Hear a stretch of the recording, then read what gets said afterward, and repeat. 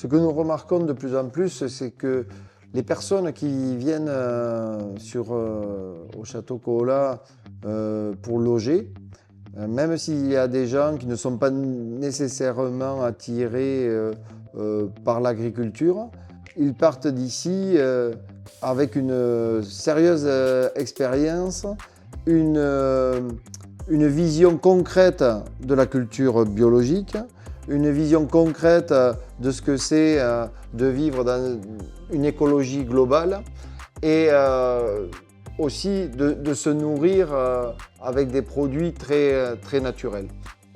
Les personnes qui viennent, ils ne cherchent pas seulement à voir comment nous vivons, mais plutôt à comprendre comment nous vivons. Ça, c'est très intéressant parce que nous adorons partager. On part avec eux dans les vignes, on leur montre les abeilles. Si c'est le moment de la récolte des olives, on récolte des olives. Si c'est le moment par hasard de la vendange, ils vendangent avec nous.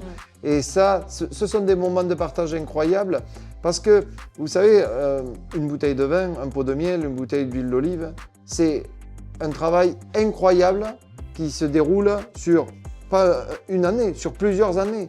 Parce que les oliviers, ils ne produisent pas avant 5 ans, les vignes, c'est pareil, les ruches, une reine d'abeilles, ça dure 4 ans. Les gens, quand ils viennent ici, ils comprennent que ce n'est pas juste ramasser du raisin, presser, fermenter, mettre en bouteille. Ils se rendent compte qu'il y a tout un process, et surtout un process lié à des gens qui vont respecter le produit de A à Z. Cette sensation, cette notion de retour à la nature, il n'y a qu'en venant ici vraiment qu'ils vont le concevoir.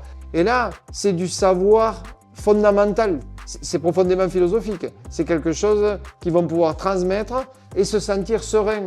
Le monde vous paraît plus accessible. On est très loin de l'intelligence artificielle, hein. On est sur l'intelligence de la nature.